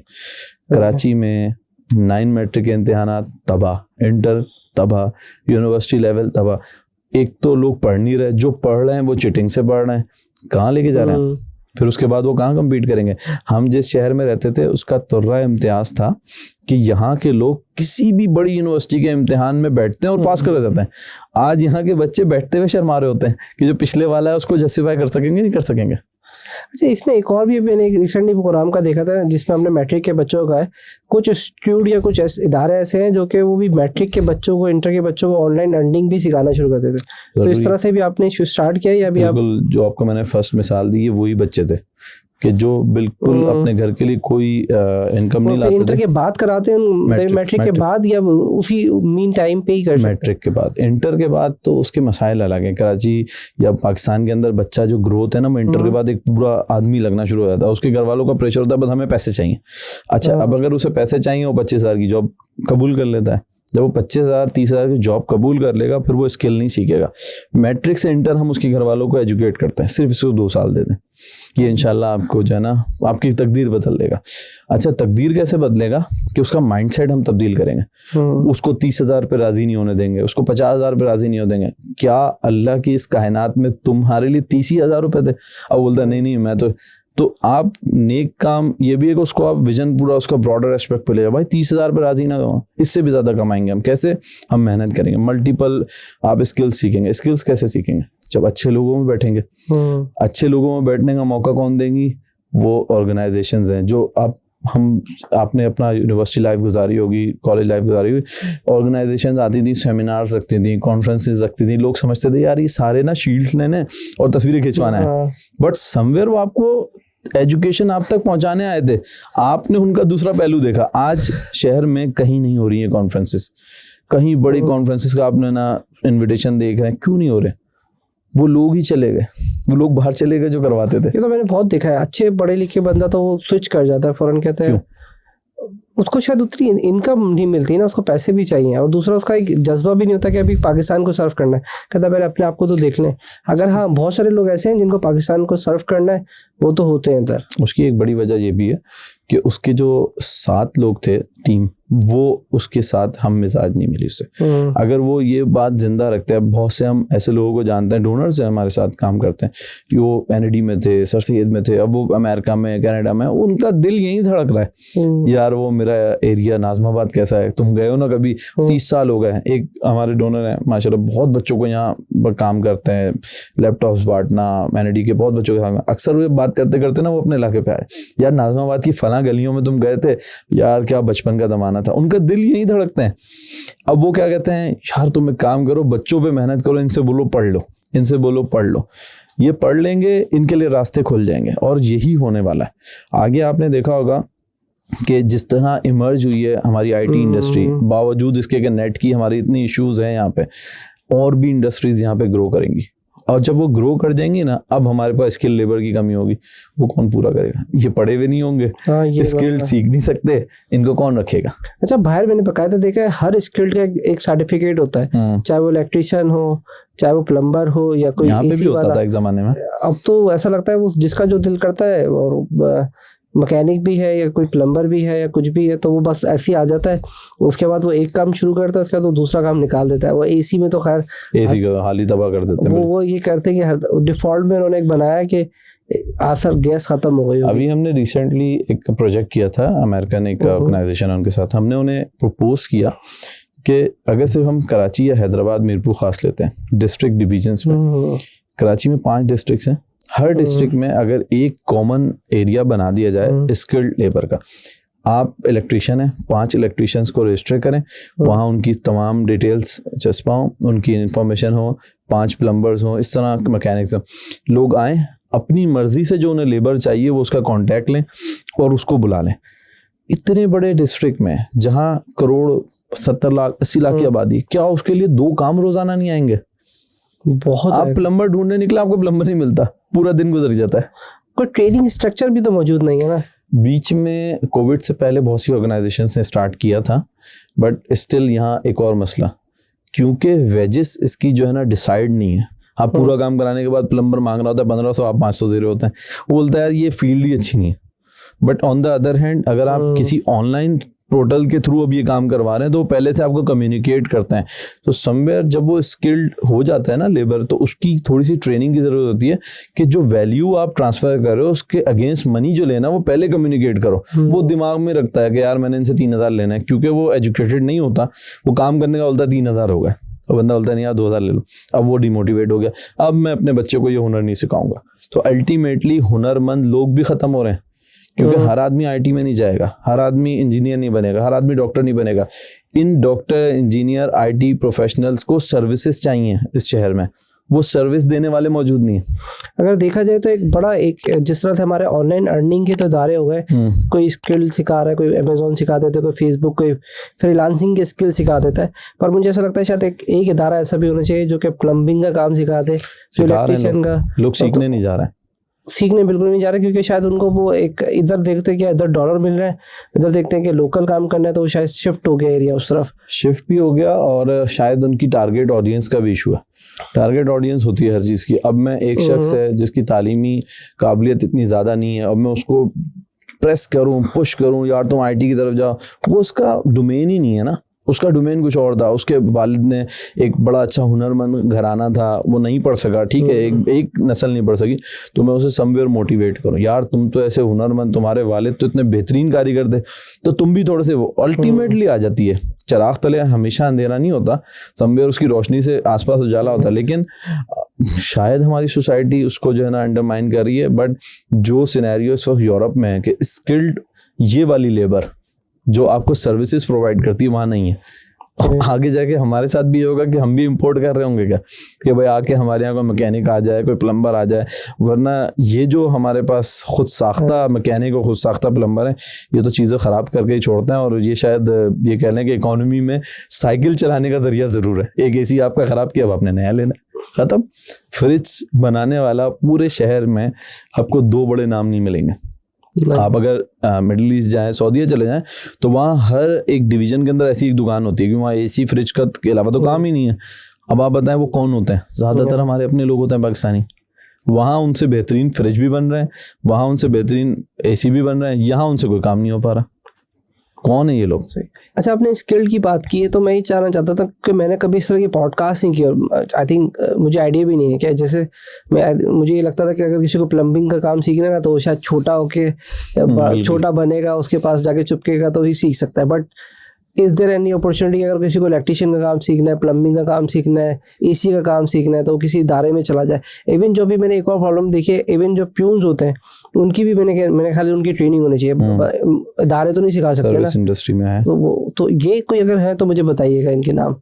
कोविड से पहले काफ़ी सारी ऑर्गेनाइजेशंस ने स्टार्ट किया था, क्योंकि CSR एक डोमेन है जहाँ पे जो एग्जिस्टिंग मैन्युफैक्चरिंग कंसर्न होती हैं वो अपना कहीं ना कहीं पैसा खर्च करती हैं कि लोगों की स्किल को डेवलप करें। और कोविड के बाद भी सैलानी ने, हुनर फाउंडेशन ने, बहुत सारे लोगों ने, उनके फेसबुक पेजेस पे जाएं, पोस्ट लगी भी होती हैं, मुख्तलिफ ऑर्गेनाइजेशंस जो जैसे आपके डॉलेंस है, हायर है, बहुत सारे और मैन्युफैक्चरिंग कंसर्न है, उनके साथ मिल के उन्हीं की फैसिलिटी में ऑन ग्राउंड ट्रेनिंग्स का आगाज़ किया और उससे काफ़ी असर अच्छा पड़ा। इवन अगर आप कहें कि मैं एक प्रोडक्ट इस्तेमाल कर रहा हूँ और उसी के कंसर्न के अंदर, उसी माहौल के अंदर वो सीखा हुआ उसका मैकेनिक हो, जैसे आपको याद होगा एक ज़माने में बाइक के मैकेनिक्स होते थे तो वो लगाते थे ऑथराइज डीलर्स, लोग जाते थे बचपन के अंदर कि यार ये फला कंपनी का ना ऑथराइज डीलर, बस ये जो बनाएगा ना बाइक बेहतरीन, ठीक है उसकी बाइक बहुत अच्छी है, थोड़ी सी उसके प्राइस अच्छे होते थे बट वो लॉन्ग टर्म चलती थी। इसी तरह अगर वही मैन्युफैक्चरिंग कंसर्न उन्हीं बच्चों को सिखाएं जो कि अपने इलाके, मोहल्ले, डिस्ट्रिक्ट, शहर के अंदर लोगों को सर्विस प्रोवाइड करें, उनका प्रोडक्ट भी ज़्यादा वैल्यूएबल हो जाएगा इलाके के अंदर। जब उनके मैकेनिक्स होंगे सेल भी बढ़ेगी और वो मैकेनिक का भी घर चलेगा जो भी उसका सर्विस प्रोवाइडर है, और जो मैन्युफैक्चरिंग कंसर्न है उसको कहीं नई लेबर जो है ना ट्रेन करने की ज़रूरत नहीं पड़ेगी, उसको फ्री लेबर मिल रही होगी, बस उसने अपने एनवायरनमेंट के अंदर उसको जो है थोड़ा जेल इन करना है और सिखा के मार्केट को दे देना है। ये दुनिया भर में होता है कि जो भी मैन्युफैक्चरिंग कंसर्न होती हैं या वो जो प्रोडक्ट दे रहे होते हैं वो सोसाइटी को इस तरह भी जो है ना सर्व करते हैं कि उन्हें सिखाएं। आप, मैंने जिस तरह फ्रिज की बात की, कार्स की आज आप ले लें, बेतहाशा हाइब्रिड इलेक्ट्रिक कार्स या ऑटोमेटिक, मैकेनिक क्या यार, मैकेनिक कहाँ मिलेगा, हर एक दूसरे से पूछ रहे होते हैं। इतने बड़े शहर में मैकेनिक ही नहीं है, ट्रस्टी बंदा कहाँ से यार, उससे मैंने काम करा था, बस अब तक तो सही है, अब तक सही। हाँ, ये होता है कि अब तक सही है। तो ये मतलब ये हमारा मेयार है इस शहर का, जबकि इस शहर में तो हर टाउन के अंदर 5-6 बड़े जो ना इस तरह के मैकेनिक्स होने चाहिए। तो बड़ी दुकान खोलेगा तो भी फंस जाता है ना बेचारा, वो कहता है मैं बड़ी दुकान खोलूंगा पहले तो बड़े लोग आ जाएंगे, वो भी आएंगे, लेकिन ये तमाम चीजें काम का हिस्सा है, दुनिया भर में इसी तरह चलता है काम। वो प्रॉपर चैनल होता है, उनको पता है कि 5 रुपए देने हैं तो वो 5 ही देने हैं, यहाँ पे वेरिएशन है ना। दूसरी बात ये है कि अगर वो अपने काम को फैलाएगा, मतलब मुख्तलिफ जगहों पे काम करेगा, मल्टीपल सोर्स ऑफ इनकम आना शुरू होगी, तो कभी भी उसको बड़ी दुकान की जरूरत नहीं होगी, उसको अपने एक ठिये की जरूरत होगी। जब लोग करते ही नहीं शुरू, आप अच्छे मैकेनिक से बात चले जाएं, उनके पास जो है ना, आपके पास डेंटर पेंटर नहीं होगा, भाई क्यों नहीं है, हम नहीं रखते। अगर वो साथ जोड़ के चलाएगा रोजी में बरकत होगी। बट आपने जिस तरह सिटी का सिनेरियो बयान किया, ये पाकिस्तान भर में है कि एक साथ भी नहीं चलाते लोग एक दूसरे को, तो ये है इशू। बट हम इसको कोई ना कोई एड्रेस तो करेगा ना। पॉडकास्ट की थी डॉक्टर गुलफाम के साथ, उन्होंने बड़ा अच्छा डायलॉग दिया था, मुझे वो याद हो गया जिंदगी में। कहता हम फैमिली बनाने में तो बहुत अच्छे हैं, अगर आप देखेंगे दादा दादी के साथ हम मिल के रहते हैं, खाते पीते हैं, ज्वाइंट फैमिली सिस्टम है, लेकिन हम ऑफिस में मिलके काम करने को तैयार नहीं है, सिखाते नहीं एक दूसरे को। लेकिन यूएस में उल्टा है, उनकी फैमिली नहीं है, लेकिन जब वो काम करते तो ऐसा फैमिली करते हैं। तो ये अगर वो जो उनका फैमिली में उनको सिखाया जा रहा है, जो उनका कल्चर है, जो फैमिली में मिल के रहते हैं, बड़े की बात को मानते हैं, छोटे की बात को दरगुजर कर देते हैं, तो वो चीज़ अगर हम बिजनेस के अंदर करें हमारे में आ जाती है, तो शायद इस वजह से भी हमारी ग्रोथ रुक रही है। तालीम तरबियत की फुकदान कह सकते हैं इसका। आप सिर्फ इस माशरे में देखेंगे, आपका एक्सपीरियंस माशाल्लाह काफ़ी कंट्रीज़ का लोगों का यहाँ आते होंगे, लोग अपना बयान करते होंगे। दूसरी कंट्रीज़ में अगर सेम मुल्क के रहने वाले मिल जाए ना, तो उसकी पूरी कोशिश होती है कि अल्लाह किसी भी तरह ये बंदा मुझे रिप्लेस करे, मेरी रिटायरमेंट के बाद ये मेरा हम वतन मुझे रिप्लेस करे। हमारी कोशिश होती है अल्लाह मेरा हम वतन के अलावा दुनिया का कोई भी शख्स रिप्लेस कर ले मुझे, क्यों मेरा नाम रहेगा। यहाँ पे आपको बचपन से तरबियत देनी है। हम सारे डेवलपिंग कंट्री के लोग हैं, डेवलप नहीं हैं, हम एक दूसरे को साथ नहीं लेके चले, आगे जाके हमारे साथ बड़ा डिजास्टर। इवन आप अगर पाकिस्तान की मिसाल लें, बहुत से ऐसी जगह हैं जहाँ हैंडीक्राफ्ट काम होता है ना, वो ख़त्म होती जा रही। आप ऑनलाइन अगर वो बेचना शुरू कर दें, उससे ज़्यादा पैसे कमा लेंगे, बट वो हुनर नहीं सिखा रहा किसी को। मेरे ही बच्चे सीखें, मेरे ही खानदान में लोग सीखें, अल्टीमेट क्या हुआ, वो जिस दिन इंतकाल करा उसी के साथ जो है ना वो उसका हुनर खत्म हो गया, सिस्टम खत्म हो गया। तो अगर हम इस चीज़ का, ऑफिस की आपने बात की, 8 से 10 घंटे हम ऑफिस में देते हैं अपने, 9 घंटे से कम का तो कोई ऑफिस ही नहीं है ना पाकिस्तान में। उन 9 घंटों के अंदर हमारे एज से बड़े लोग भी होते हैं जो हमारे वालिद के बराबर है, हमारे भाई के बराबर, हमारे दोस्त के बराबर, वो माहौल ही नहीं क्रिएट कर पाते कि एक दूसरे को अल जज़ाउल एहसान इल्ल एहसान, एहसान का बदला एहसान है, लेकिन कोई किसी पे करने के लिए तैयार नहीं है। और रब से उसकी तकाजा है कि अल्लाह सारे एहसानात मुझ पे हो जाएं। लोग सिखा नहीं रहे होते, लोग महीनों एक एंट्री नहीं सिखा रहे होते, अगर ये सीख जाएगा तो मुझे रिप्लेस कर देगा। बट अगर वो सीखेगा तो तुम अपग्रेड हो गए तो ये तुम्हारी जगह आएगा। और फिर बाद में शिकवा करते हैं यार जिस पोस्ट पे लगे थे उसी पे रिटायर होगा। तो ऑब्वियसली आपने किसी को सिखाया नहीं कि आपको सप्लीमेंट्री आपके पास आइटम होता है कि भाई ऑफिस वालों के पास चॉइस होती है, यार इसको हम इसकी जगह करते हैं, इसको हम प्रमोट करते हैं। तो अल्टीमेटली ये भी एक इशू रहा। इवन अगर आप गवर्नमेंट इदारों में चले जाएं तो वहाँ कोई इंतकाल कर जाए ना बड़ा अफसर, तो महीनों तक उसकी जगह खाली रहती है। हमने लास्ट 2 साल पहले इस पर काम किया कि पाकिस्तान में, सिंध में, पाकिस्तान दोनों सूबे की सतह पे भी, मुल्क की सतह पे भी हज़ारों, लाखों के से भी ऊपर एक मामला है। हज़ारों की तादाद में असामियाँ खाली हैं जिन पे ना तो न्यू अपॉइंटमेंट्स हो रहे हैं ना ट्रांसफ़र पोस्टिंग हो रही है। इदारे हैं उनमें ट्रांसफ़र पोस्टिंग और अपॉइंटमेंट नहीं। यार किसी को तो अपॉइंट करो, खाली जगह क्या सीट क्या कर लेगी। और फिर अब आप देख रहे हैं हेल्थ भी तबाह, एजुकेशन भी तबाह, क्योंकि पीछे अफसर ही मौजूद नहीं। और जो अच्छे अफसर आए हैं इस दौरान, अभी आपने इस दौर में हमने देखा अच्छे लोग आए, उनका इम्पैक्ट है। अगर कोई AC DC भी अच्छा किसी इलाके में लग जाता है वो इम्पैक्टफुल होता है। तालीम, तरबियत उसके जौहर दिखा रही होती है और वो पूरे इलाके को रोशन कर रहा होता है। अब उसको मिसाल नहीं बनाते हमारे लोग। वो एक बंदा ही बहुत सारी चेंजेस कर सकता है। Obviously.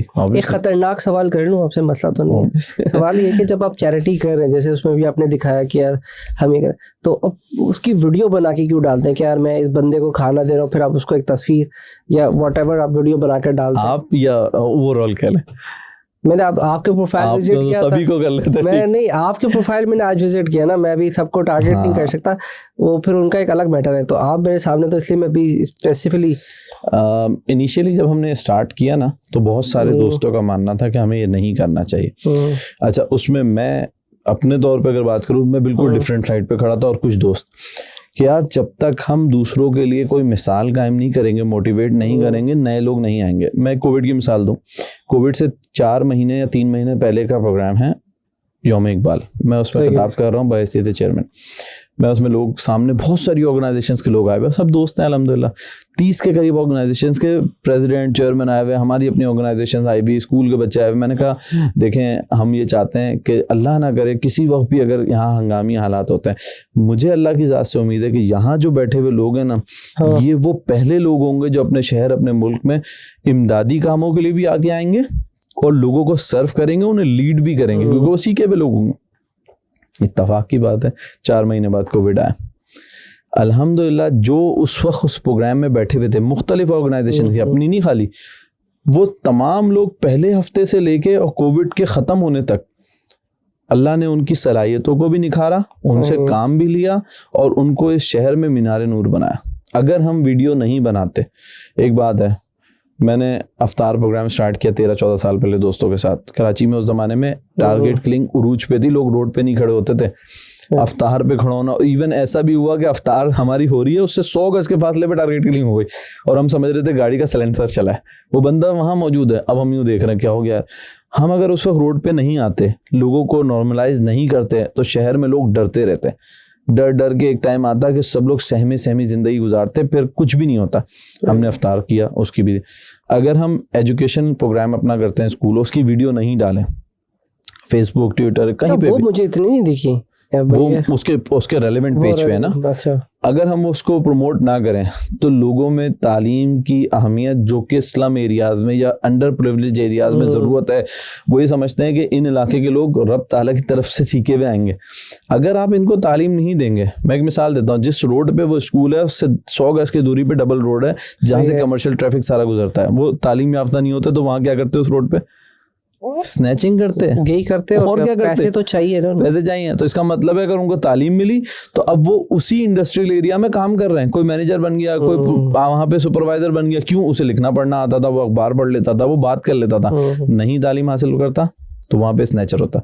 दूसरी बात, राशन देना शुरू किया, राशन है या सस्ती रोटी प्रोग्राम है या ये पानी वाला काम है।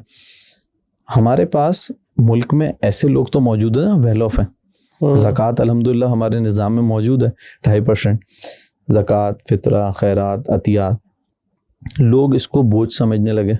एक ज़माने में इदारों को देके बरी ज़िम्मा अदा नहीं हुई अगर सही जगह नहीं पहुंची। हमने नया सिस्टम लाया, हमने कहा वी कैन फैसिलिटेट यू, कि आप डोनर और जो नीडी है हम दोनों को कनेक्ट करते हैं। आप नहीं जा सकते, हम आपको लेके जाएंगे अपनी गाड़ी में। आप कैश ले लें, हम आपको घर घर लेके जाएंगे। आप सामान ले लें, हम आपको लेके जाएंगे।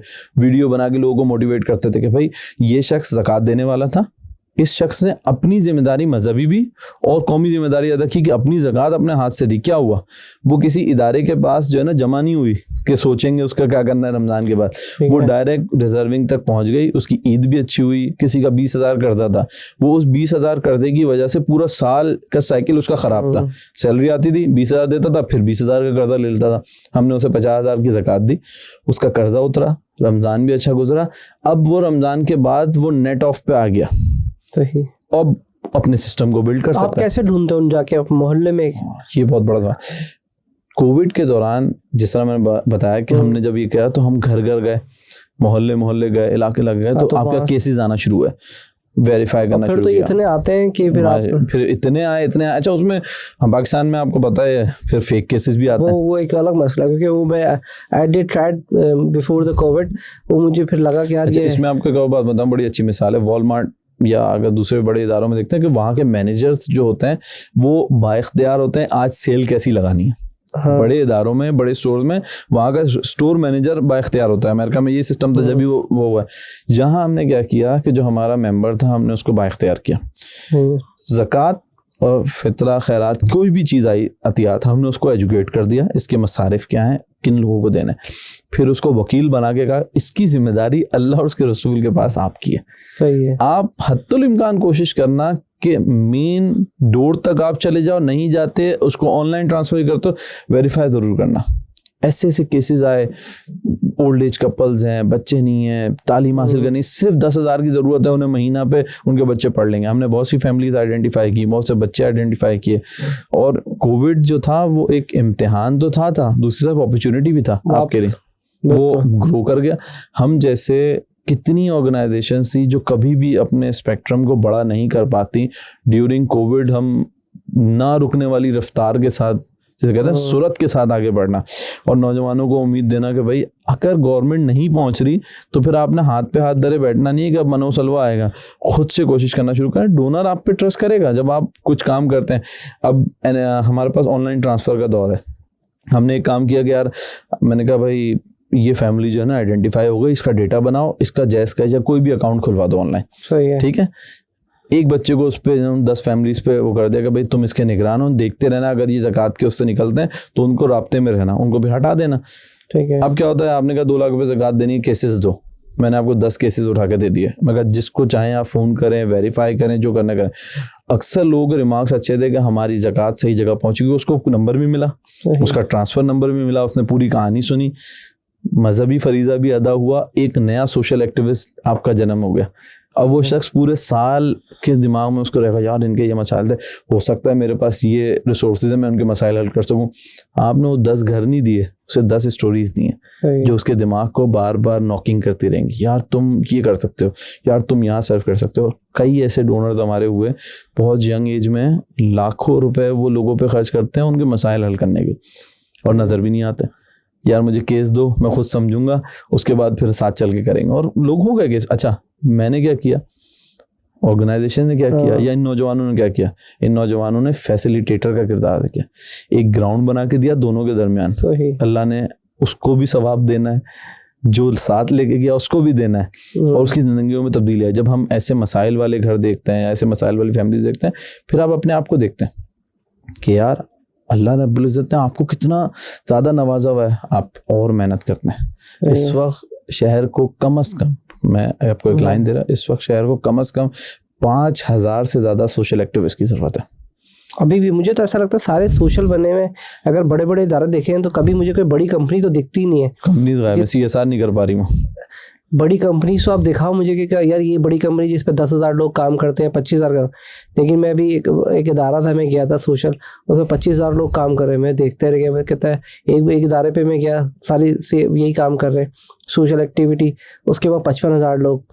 फिर मैं एक और इदारे का सेमिनार में गया, उसमें कह रहा हमारे पास 10,000 लोग काम कर रहे हैं। तो मैंने कहा इतने लोग काम कर रहे हैं, इनकी तनख्वाहें और इतना सारा सिस्टम। तो एक मेरा सवाल भी था, तो मैं कर नहीं सका आपसे। तो फिर आप क्या सैलरी अपने सिस्टम से पे करते हैं इन लोगों को? जैसे आपके जैसे भी कोई एम्प्लॉय का सिस्टम चल रहा हो। ऑपरेटिंग एक्सपेंस जो होते हैं वो इसी का पार्ट होते हैं, ऑपरेटिंग एक्सपेंस, या आप कोई आउटसोर्स करते हैं। 55,000 लोगों को सैलरी देना है, वो 55,000 घर चल रहे हैं आपके। देखें एक बात है, आपको राशन खरीदने वाला, पैक करने वाला, उसको ट्रांसपोर्ट करने वाला फ्री में नहीं करेगा, वो कोई वॉलंटियर थोड़ी है। हर शख्स अल्लाह की तरफ से इतना ज़्यादा ब्लेस्ड नहीं है जितने आप हो। तो आप तो अपने आप को, अगर आप डोनर हो तो अपने आप को बहुत ज़्यादा इनाम याफ्ता होगा, अल्लाह ने आपको इस पोजीशन पहुंचाया। और जो ट्रांसपोर्ट कर रहा है, इवन उस शख्स के घर में भी ज़रूरत होती है, लेकिन उसकी जिम्मेदारी क्या है यार, इसको ट्रांसपोर्ट करके आना। उसके बच्चों को भी तालीम चाहिए। ऐसे कई इदारे ऐसे हैं जिनके बच्चे भी उन्हीं के पास पढ़ रहे हैं, ठीक है। समवेयर लोगों ने कहा यार ये पाकिस्तान में एक बिजनेस स्टार्ट हो गया। अच्छा, हमारा कोई ऐसा चंदे वाला बिजनेस नहीं है, हम तो वॉलंटरी काम कर रहे हैं, तो हमने उनको डिफेंड नहीं किया। But on the other hand, अगर सिर्फ आप 2 दिन के लिए सब चीज़ें बैक कर लें, क्या आपके निज़ाम में इतनी ताकत कुव्वत है कि इतने सारे लोगों को सर्व कर सकें? यहाँ पे लोग रोडों पे मौजूद होंगे, 1 लाख से ज़्यादा लोग खाना खाते हैं फ्री। यहाँ पे कई हज़ार राइडर्स मौजूद हैं जो वहाँ मैंने देखा है खाना खा रहे होते हैं, गार्ड्स खा रहे होते हैं। इंसान तो है ना यार, वो आपके रिश्तेदार नहीं है तो इंसान तो है वो। डेफिनेटली लोग, आप जानवरों का, आप जो है वो कबूतरों को जाना डाल सकते हैं, इन इंसानों को नहीं। ठीक है, ये काम हमारा नहीं था। मुझे भी आइडिया है। एक गार्ड पे तो मैं आपको बताता हूँ, मैंने खुद देखा है। एक ऑर्गेनाइजेशन में मेरा विजिट किया था, उसका गार्ड किसी थर्ड जगह पे खाना खा रहा था जाके, जबकि उसे देना चाहिए था। मेरे हिसाब से उसका जो चैरिटी का सिस्टम था, वो बता रहा मैं इतनी चैरिटी इस ऑर्गेनाइजेशन को करता हूँ। मिसाल के तौर पे एक मैं ABC ऑर्गेनाइजेशन लेता हूँ, कहता है हमारी जो चैरिटी है ना, हमारा जो इन्वेंट्री है, हम इतनी ज़कात देते हैं और ज़कात हम Z वाले को देते हैं। तो जो तुम्हारा बंदा बैठा होता तो तुम उसी को पहले नीचे डिलीवर करते, तुम उसको ज़कात दे तो पहले, फिर वो नीचे खाना खिला। मैं सिस्टम ही समझ नहीं आया मुझे। तो आपको बहुत अच्छा सवाल किया आपने। इसमें आप देखें CSR एक है, कॉर्पोरेट सोशल रिस्पॉन्सिबिलिटी, पाकिस्तान से गायब है।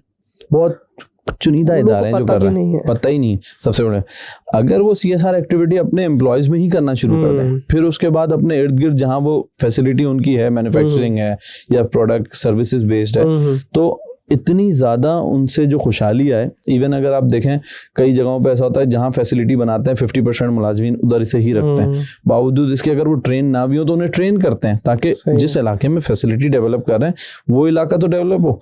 पाकिस्तान के अंदर माजरत के साथ, जिस तरह आपने कहा ABC और Z को देख के Z भूल जाता है, तमाम इदारे ये करते हैं, वो अपना 5%, 3%, 2.5% इदारों को देकर भूल जाते हैं। वो इदारे अपने ऑपरेटिंग एक्सपेंस में खर्च कर देते हैं अक्सर जगह में। ऑपरेटिंग एक्सपेंस क्या इतने ज़्यादा है। बेहतर ये था कि अगर हर इदारा अपने CSR को एक्टिव करे, माइक्रो लेवल पे जाके काम करे और अपना एक फील्ड चूज कर ले। अगर वो एजुकेशन चूज कर रहा है करे, हेल्थ चूज कर रहा है करे।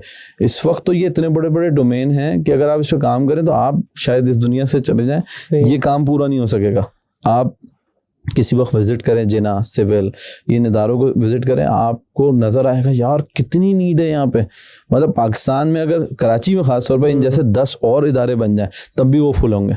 किसी का एक्सीडेंट हो जाए 40-40 दिन तक उसका ऑपरेशन नहीं हो पा रहा होता, किसी का बाईपास का मसला आ जाए, इतने बड़े सिटी में करोड़ों रुपए का टैक्सेस दे रहे हैं, अरबों रुपए की प्रॉपर्टीज़ हैं, गाड़ियाँ अरबों रुपए की घूम रही हैं, ऑपरेशन थिएटर में जगह नहीं है, कहाँ खड़े हैं। और फिर आप बोलते हैं यार समाजी इदारे कोई काम लगा।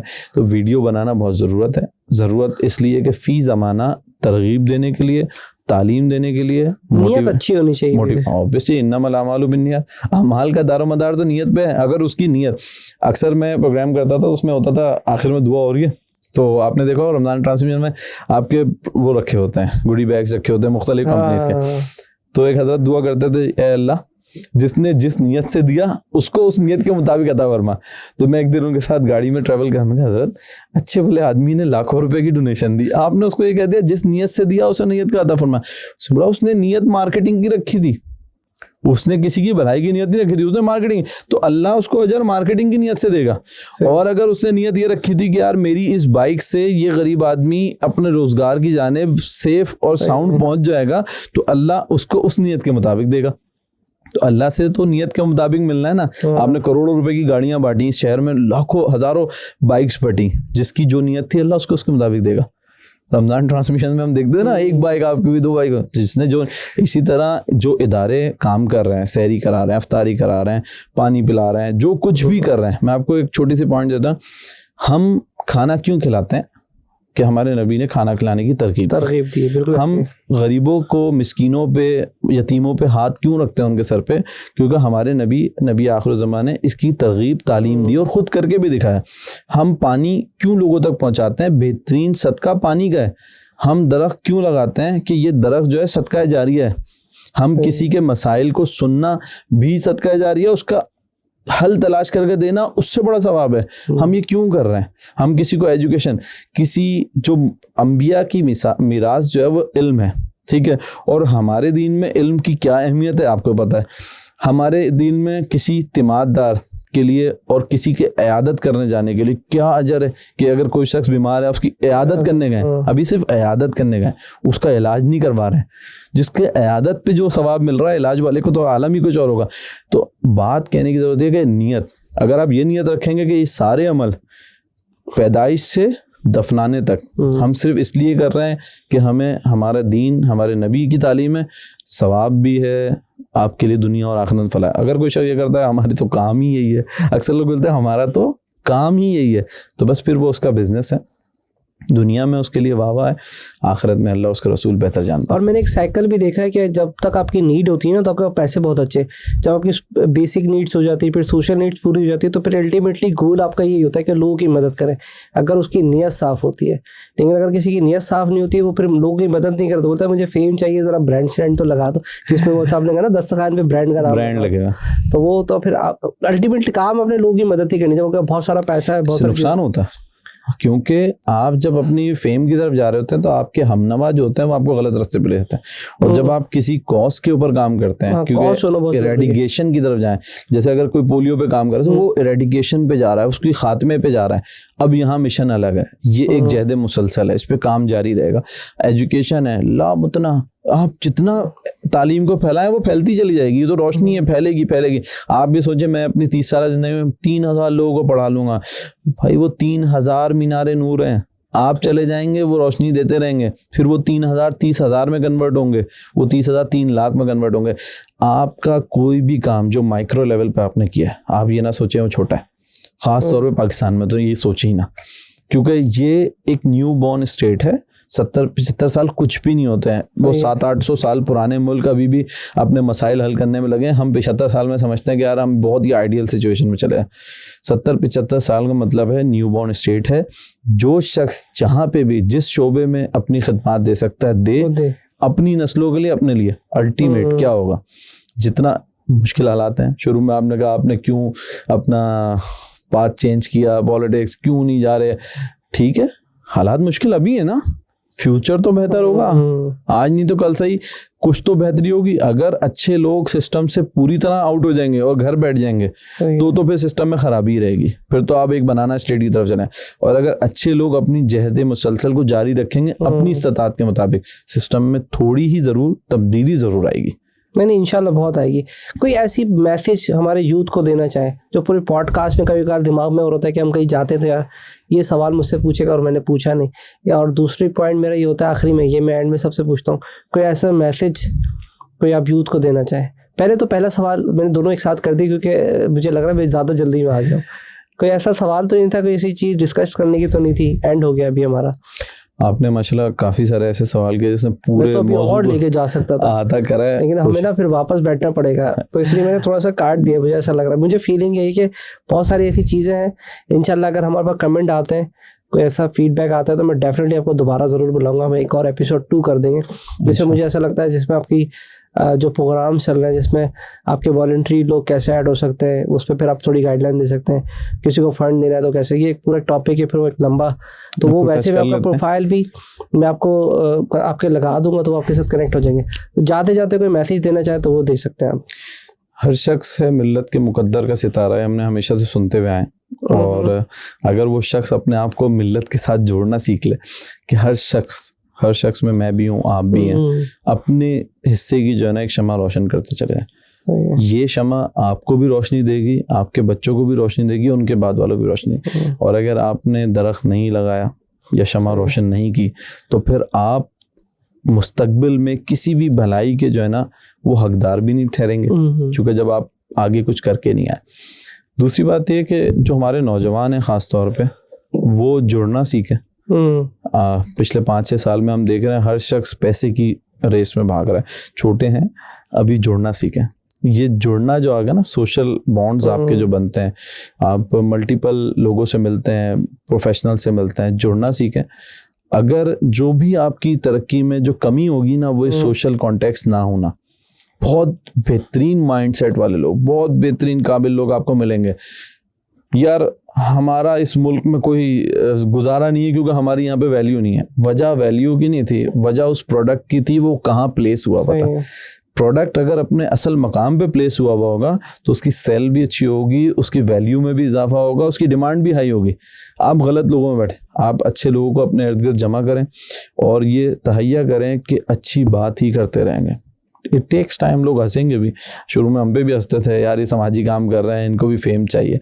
बट जब उन्होंने रिजल्ट्स देखे ना, तो आज वो दोस्त जो आपके साथ क्लास फेलो भी होता है ना, समवेयर वो झुक के नहीं तो बड़े अदब से सलाम करते, वो हमें सलाम नहीं कर रहे होते, वो उस काम को कर रहे होते कि यार ये हमारे साथ ही पढ़ता था, ये हमारे साथ ही रहता था, इसने ये काम शुरू किया, इसके दोस्तों को देखो यार वो कितना अच्छा काम कर रहे हैं। क्योंकि उन दोस्तों से मेरी पहचान हो रही है और मेरी पहचान से उन दोस्तों की पहचान हो रही है, तो हम एक दूसरे को जो है ना पॉजिटिव वाइब्स दे रहे हैं।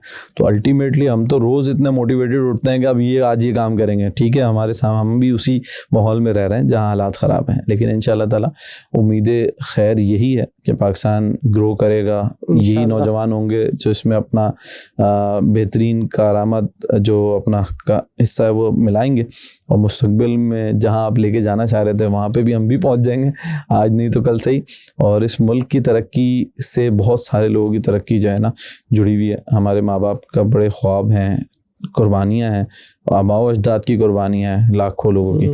अगर हम ये चाहते हैं कि उन्हें फरामोश कर दें, ठीक है, जहाँ आप जा रहे हैं चले जाएं, लेकिन अगर आप चाहते हैं कि अपने बहैसियत कौम उनकी कुर्बानियों का भी समर मिले हमें और वो पाकिस्तान मिले जो कि एक इस्लामिक वेलफेयर स्टेट है, तो फिर उसके लिए काम करना पड़ेगा और दिन रात काम करना पड़ेगा। कायदे-ए-आज़म ने कहा है काम काम काम। कायदे-ए-आज़म वो वाले कायदे-ए-आज़म जो असल है कायदे-ए-आज़म, वो वाले कायदे-ए-आज़म नहीं जिसके एक्चुअल उस वाले कायदे-ए-आज़म के लिए काम नहीं करना। और वो कायदे-ए-आज़म भी इसीलिए कहते चले गए, अगर आप देखें या आप आसपास आपके पास पॉडकास्ट में लोग आते होंगे तो वो यहाँ तक ऐसे नहीं पहुंचे ओवर द नाइट, बहुत टाइम लगा। ओवर द नाइट कोई नहीं पहुंचा। एक शख्स आया स्टेज पे मुझसे पूछना, यार यहाँ तक पहुंचने में कितना टाइम लगेगा। पहले मैंने उसका फेस देखा, फिर मैं कहा 7-8 साल तो लगेंगे। उसने कहा 7-8 साल ज़्यादा नहीं है। उसका कहना है था कि मैं कल से काम शुरू करूँ और परसों से लोग मुझे स्टेज पे बुला के शील्ड देना शुरू करें। इट टेक्स टाइम, आपको काम करना पड़ेगा, जहद मुसलसल में जाना पड़ेगा और एक दिन आएगा कि लोग आपसे रोशनी लेना शुरू हो जाएंगे। और जब रोशनी आप देना शुरू हो जाएंगे, करामात होंगे, तो हर माशरे के जिस भी तबके के साथ बैठेंगे, क्योंकि आप रोशनी दे रहे हैं तो लोग आपको अपने साथ जोड़ेंगे। और आप ये भी ना समझिएगा कि कोई मीनारे नूर किसी गलत पॉइंट पे लग गया है तो शायद उसके नूर की ज़रूरत नहीं है। इट टेक्स टाइम, बट वहाँ तक भी लोग आएंगे, आपसे भी रोशनी लेंगे और आपसे फ़ायदा लेंगे इंशाल्लाह इंशाल्लाह। थैंक यू सो मच, बहुत शुक्रिया, बहुत मज़ा आया आपसे बात करके। तो अगर मेरा एक और मूड है कि कुछ सवाल है मैंने भी बताए, कमेंट्स पे डिपेंड करता है कि लोग कमेंट्स है तो मैं इंशाल्लाह आपको दोबारा ज़रूर बताऊंगा। टिल तक अभी तक के लिए अल्लाह हाफिज़। Thank you.